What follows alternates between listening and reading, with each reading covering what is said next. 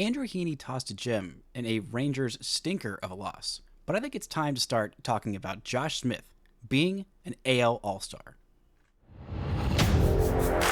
You are Locked On Rangers, your daily Texas Rangers podcast. Part of the Locked On Podcast Network, your team every day.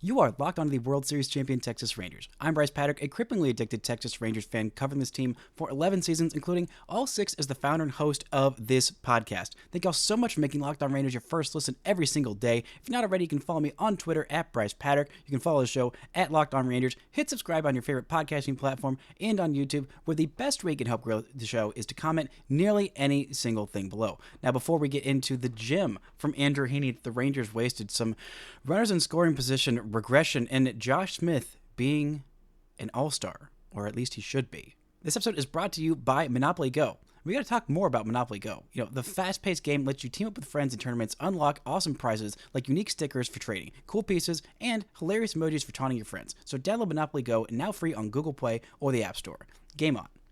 Now, that loss last night, it sucked. It was a stinker. There is honestly not much more of an annoying way to lose than the way the Rangers did in last night's game against the Nationals. Losing 1-0 always sucks. It always sucks, but it super sucks when your team was clearly better. It was clearly a better team, putting together better at-bats, and just could not get the big hits exactly when they needed, could not get one singular run. Being shut out is always annoying, but especially when you're losing 1-0 because you get a gem from Andrew Heaney. The bullpen did its job and kept it close, but the Rangers left 11 men on base, went 1 for 9 with runners in scoring position, had 2 different chances with the bases loaded, no outs, and they were still shut out. But none of that is the fault of Joshua H. Pookie All-Star Smith. Yeah, that's right. It's time to start talking about Josh Smith as a freaking all-star. After last night's game, Josh Smith surpassed Marcus Semien as the Rangers' baseball reference WAR leader at 1.7, as opposed to Marcus Semien's not paltry, but still not quite 1.7. It is at 1.6. Josh Smith has not just been good. He has not just been acceptable with the loss of Josh Jung until sometime in June. Hopefully, it seems like early June. Could be as late as mid-June. But the Rangers don't know exactly when they're getting Josh Jung back just yet. But here, just go plug in another Josh. Just go plug in this Josh Smith. A guy who has been very overlooked. I have been a believer in Josh Smith. I was a little bit, honestly, more of a believer in Zeke Duran after the first half that he had last year, doing pretty much this exact same thing.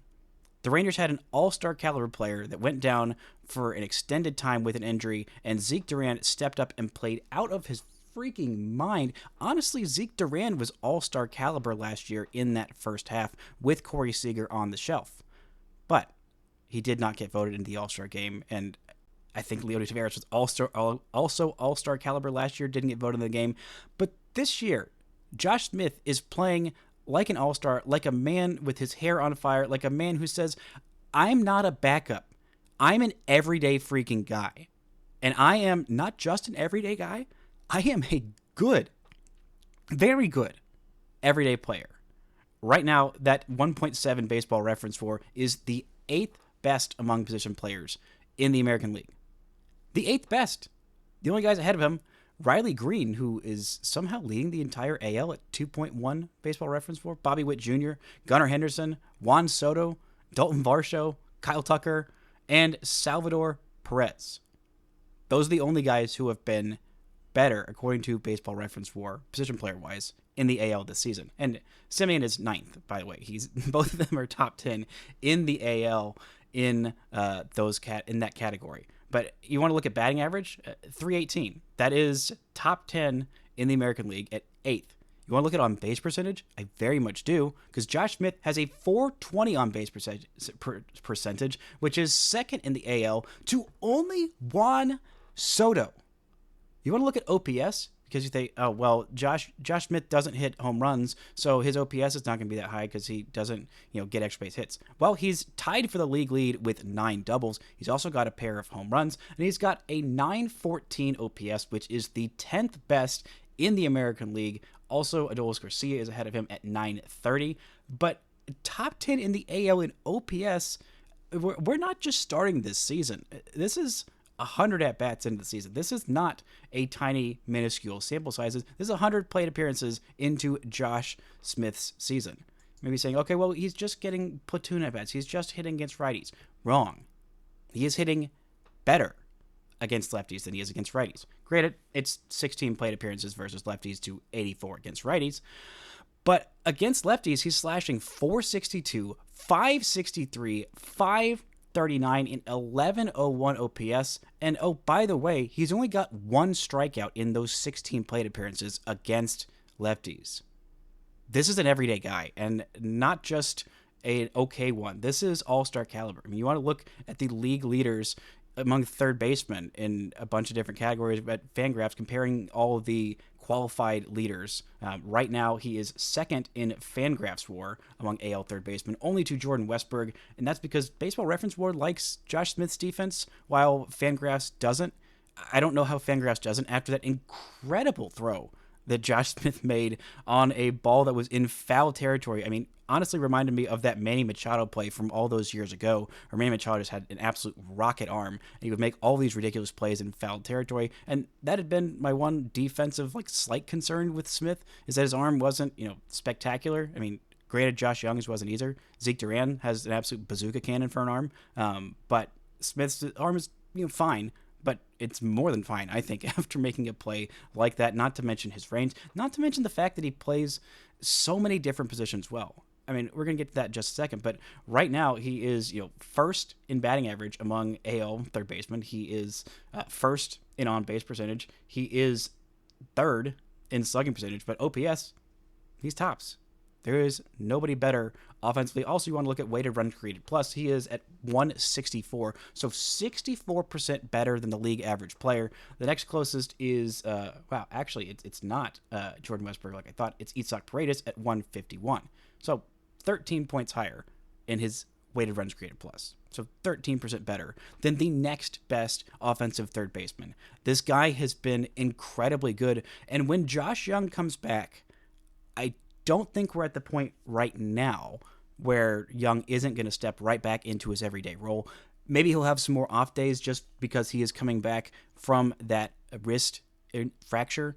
And so they'll be slow playing him, if not playing literally every single day. But Josh Smith has earned an everyday role once Jung comes back. I don't know exactly where he's going to fit in, but the good part of Josh Smith being this good, if he continues to be this good. Now, if he regresses back to, what he was before, then, the Rangers aren't going to play him every day. But when you're hitting 318 with an on base of 420 and slugging just a few points below 500, you deserve everyday at-bats, especially when you're doing against righties and lefties. I think that, more than playing the desire to play White Langford in the field every day, might end up being what pushes Leody Taveras out of an everyday role. Maybe it'll be because Evan Carter is turning into a platoon guy, as it's only playing against righties and not against lefties. I don't think that's going to be the case. I really hope that's not the case. I talked about that on yesterday's show. But it's getting to the point where if Smith is hitting like this, you can't bench him. This offense has not been consistent yet. Seager is still finding it. Lowe has been really good. Simeon has been up and down. Garcia has been a monster. But, Carter had his moments. Langford hit a bunch of balls really hard, but didn't quite get it done. And Jonah Heim, bless his heart for me talking about how incredibly good he was with the bases loaded last year, was not as good in yesterday's game with the bases loaded. But having this kind of a player with this kind of value, I mean, this and Zeke Duran, when everybody's healthy, being your 2 bench options, I mean, that's just a nuts level of depth. And while the rest of these hitters are all trying to find their form, Seager's still getting healthy. Semien is still kind of finding his stride. Lowe is still trying to tap into that power swing. He's had really good at-bats. He's walked a whole bunch, but he's only got one home run, which he talked about on his podcast, being annoyed about that, and at that point only having one RBI. He's now got two. Would have been nice to see him get a third or a second home run in last night's game, but Josh Smith has surpassed the, oh, this is a cute, plucky underdog story. He is good. He is very good. He is in the top 4% of baseball in terms of batting run value, top 4% of baseball in base runner value. Expected batting average is at 289, the top 14% of baseball. He's not striking out. He's not whiffing. He's walking a bunch. He is just good. And if he keeps this up, he should absolutely be starting the All-Star game for the American League. Coming up, we're going to talk a little bit about Andrew Heaney's gem and why this rotation is quieting the concerns, and it's being much better than anyone anticipated. Right after this word from our sponsors. This episode is brought to you by FanDuel. It's winner take all time in the NBA and NHL, and FanDuel is giving you a shot to bring home a big win of your own. Right now, new customers get $150 in bonus bets with any winning $5 bet. That's $150 to bet on spreads, money lines, player props, and more. If you're feeling really good about the Rangers going back-to-back as World Series champs, right now they have fallen to the 7th best odds to win the World Series at plus 1,500. You know who's ahead of them? The Houston Astros, who are 10 games below 500. That's bonkers. The Dallas Stars are plus 650, the 5th best odds to win the Stanley Cup after a great night for most of DFW sports, not the Rangers sacrificing themselves, but a Game 5 win from the Stars and the Mavs, who the Mavs have the 5th best odds to win the NBA championship at plus 1,300 behind just the Thunder, Timberwolves, Nuggets, and Celtics. So if you want to go bet on the action, get in on it at FanDuel.com/lockedon and make every playoff shot count. FanDuel, America's #1 sportsbook. This episode is brought to you by Monopoly Go. All right, game off. We got to pause here to talk more about Monopoly Go. I know what you're saying. Flag on the play. You already talked about that. But there's just so much good stuff in this game. In Monopoly Go, you can team up with friends or for timed tournaments, where you work together to build up each other's boards. The more you win together, the more awesome prizes you unlock. And there's so much to get. You can get unique stickers, you can trade with your friends to complete albums for big prizes, cool new playing pieces to travel the boards with, hilarious emojis for taunting your friends when you smash their buildings or heist their vaults. Plus, Monopoly Go feels exciting and new every single day with constantly changing tournaments and challenges.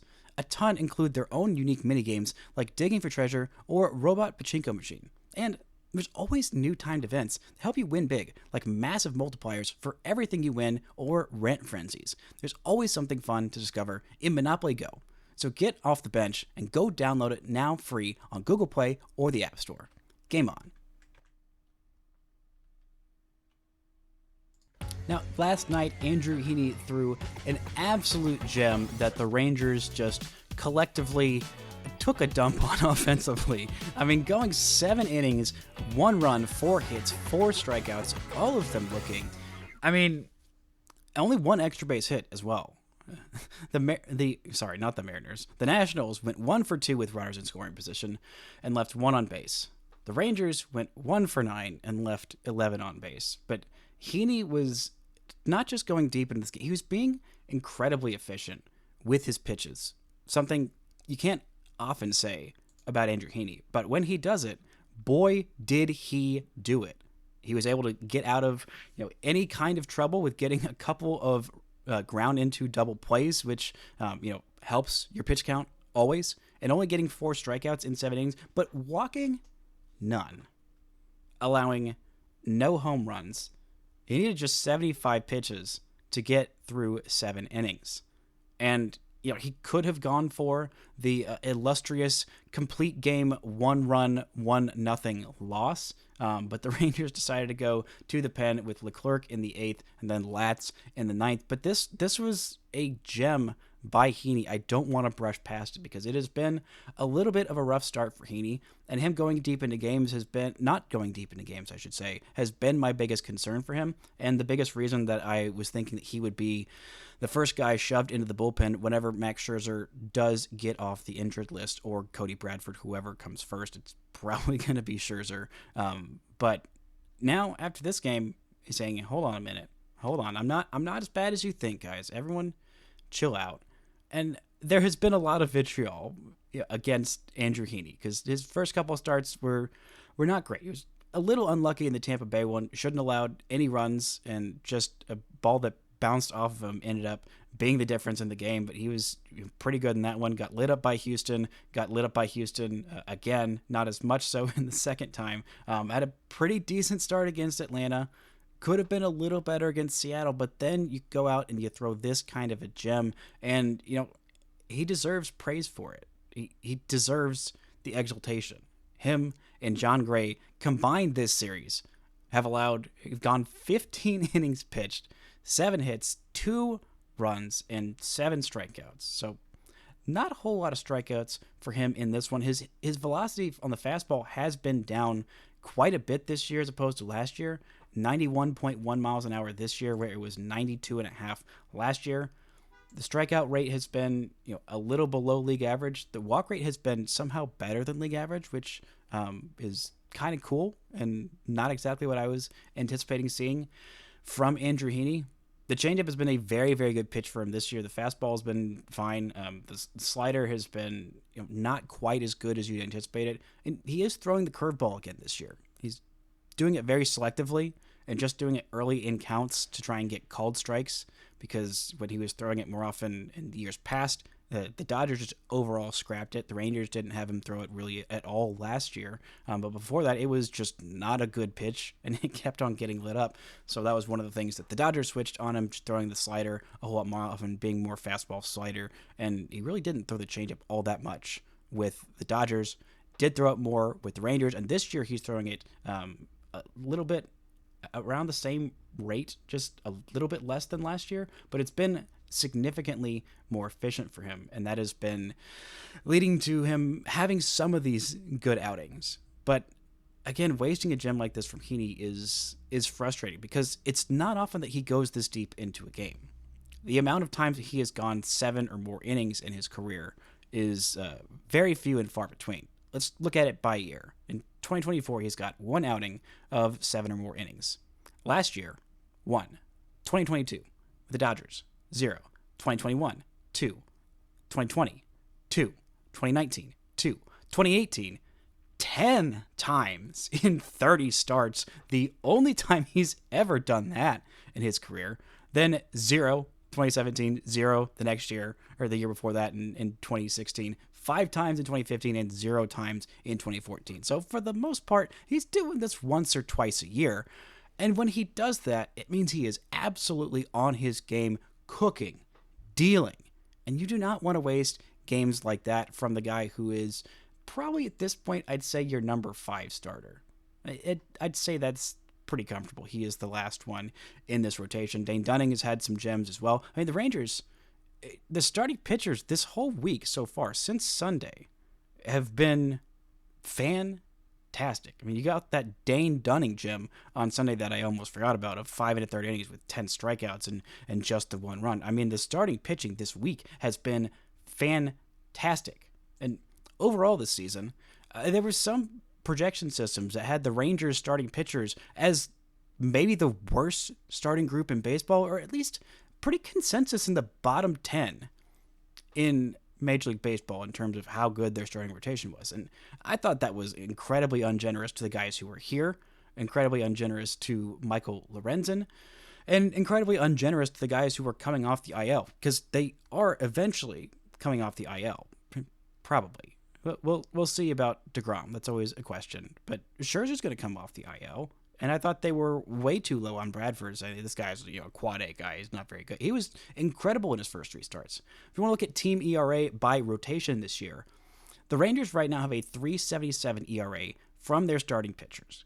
That even includes all the blow-up starts from Heaney early on this season, and a couple blow-up starts from John Gray. Well, actually, just really the one globe start from Gray. That 3.77 ERA is not only solid, it's the 12th best in Major League Baseball. If you want to look at AL teams, there's the Red Sox that are leading Major League Baseball with a 2.03 rotation ERA, which, what? Then you have the Royals at 3.01, second in the AL. Then you have the Mariners at 3.21, who are third in the AL. Then you have the Yankees, the Tigers, and then the Orioles, and then the Rangers. I believe that's 1, 2, 3, 4, 5, 6, 7.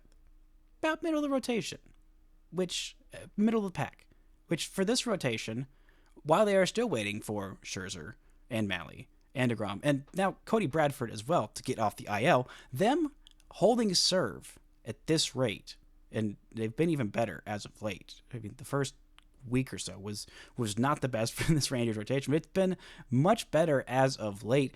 And with the offense still, figuring things out, the bullpen being actually downright good, this we thought was going to be a weak point in this team has been, almost a strength. And that is a hugely great thing for this team, especially when the offense lays a dud like it did last night. Coming up, we'll talk about what that offense did wrong, why I am concerned or not concerned, and why that loss, even though it absolutely stunk to high heavens, hurts significantly less based on something that happened in the past. Right after this word from our sponsors. This episode is brought to you by PrizePicks. It is the best time of year for sports. You got Major League Baseball in full swing. You got NBA playoffs. You got NHL playoffs. And the best way to get it on the action in more than 30 states is with PrizePicks. It is the best way to get it on the action. More than 30 states, like I said, including California, Texas, and Georgia. It is the best way to play daily fantasy sports. PrizePicks is testing your skills on PrizePicks this season, this baseball season. It's the most exciting way to play daily fantasy sports. If you got the skills, you can turn $10 into $100 with just a few taps. Quick withdrawals, easy gameplay, and an enormous selection of players and stat types. Man, that's what makes PrizePicks the #1 fantasy sports app. PrizePicks now offers Apple Pay for quick and easy deposits into your account this basketball and baseball season. PrizePicks also offers weekly promotions and special offers for the biggest moments in sports. So download the PrizePicks app today. Use code LOCKEDONMLB for a first deposit match up to $100. Again, download the app today. Use code LOCKEDONMLB for a first deposit match up to $100. PrizePicks. Pick more, pick less. It's that easy. Now, the difficulty with Heaney going deep into games has usually been because of his pitch count. He is not usually the most economical with his pitch count, and the Rangers as of late have been, cutting down on that pitch count.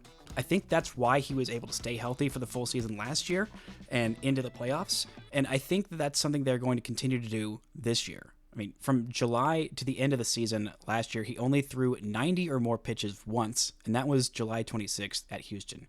For the rest of the season, he did not throw 90 or more pitches in any single game. And this year, he's done it twice already, but he has not gone around that 100 pitch mark. That is something I think is in the past. The 2 times that he hit 90 or more pitches, it was literally exactly 90 on the head.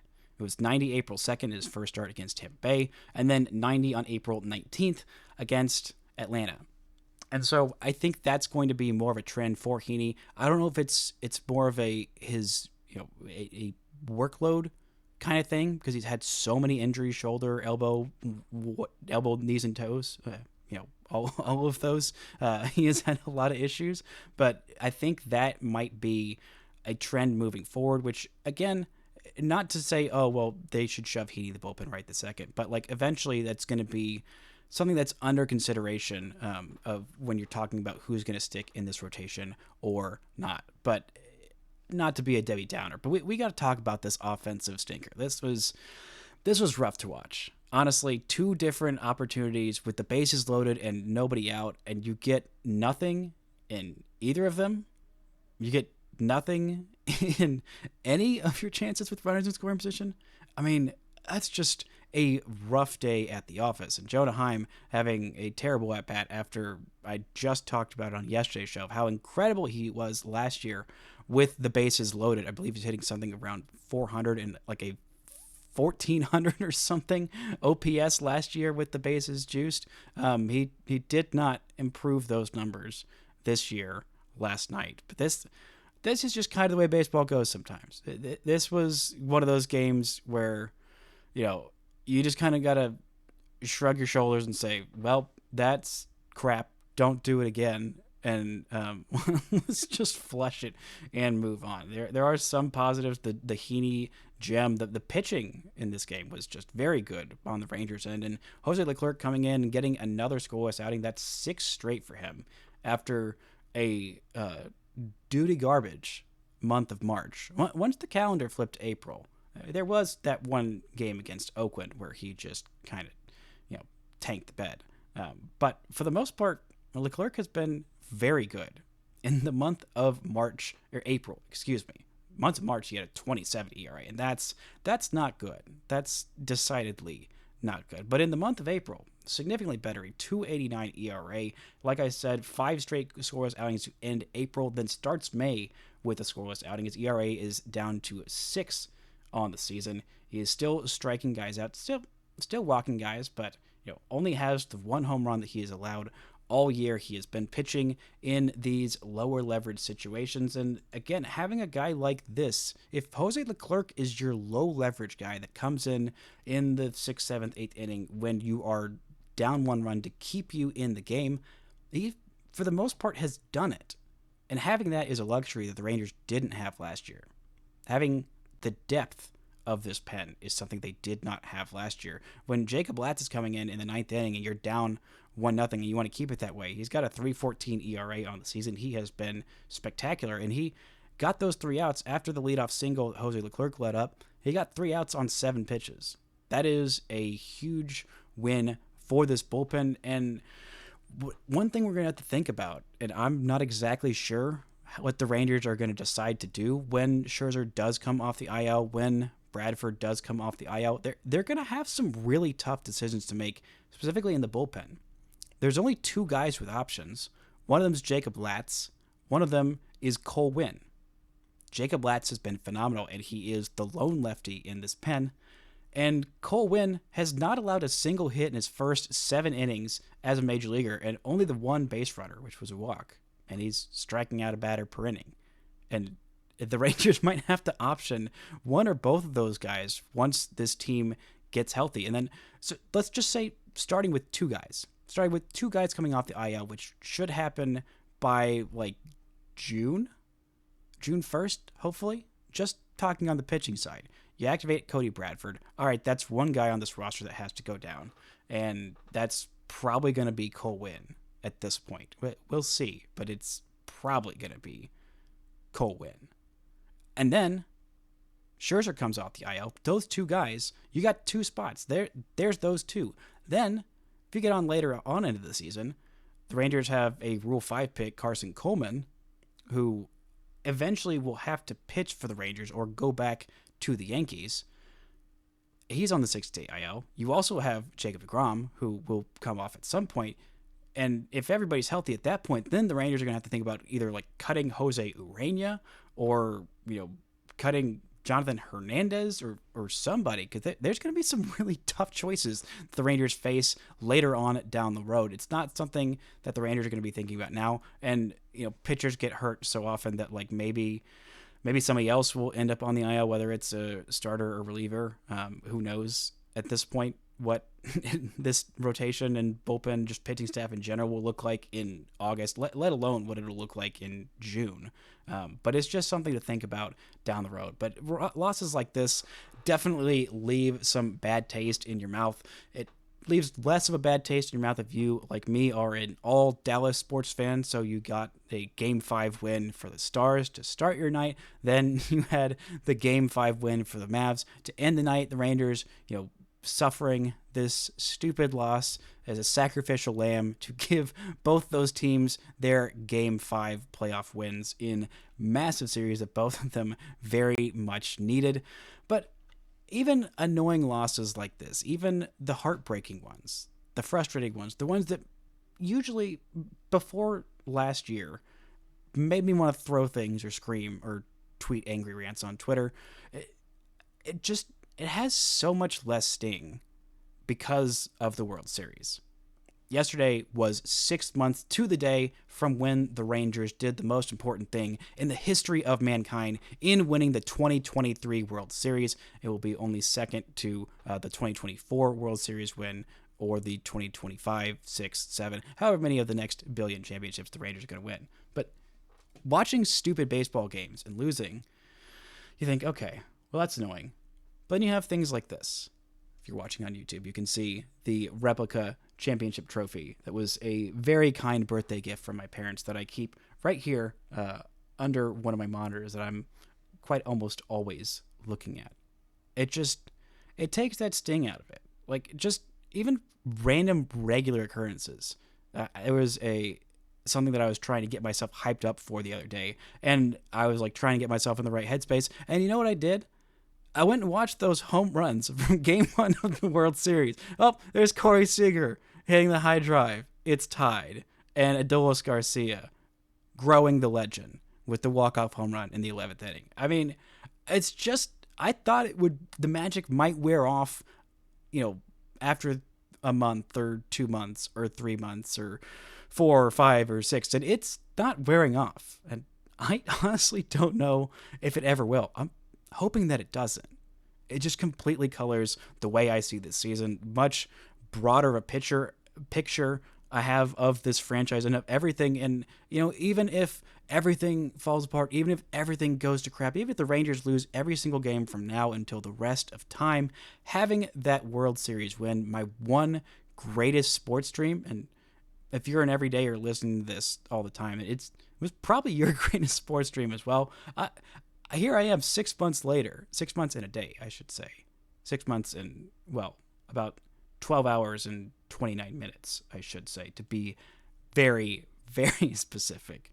It's still just coloring completely the way I watch all sports, especially the Rangers. I mean, the discourse and vitriol and everyday hysteria of Twitter, which is just the nature of Twitter, it just washes over me now. It's like some kind of zen that I didn't think I could have watching sports. I mean, it's just such a beautiful feeling, and I hope it never goes away.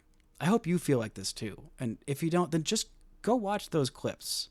Go watch the World Series. Go watch Josh Spore's spike his glove. Go watch Adolis Garcia hit 1 billion home runs against the Astros, and just remember that every time the Rangers lose something like this, or, oh my gosh, I'm not quite sure Corey Seager's right, or I don't know about this rotation, or, gosh, why isn't Wyatt Langford hitting 1 billion home runs yet? Just go watch those moments and remember that no matter what happens from the future, we got that moment.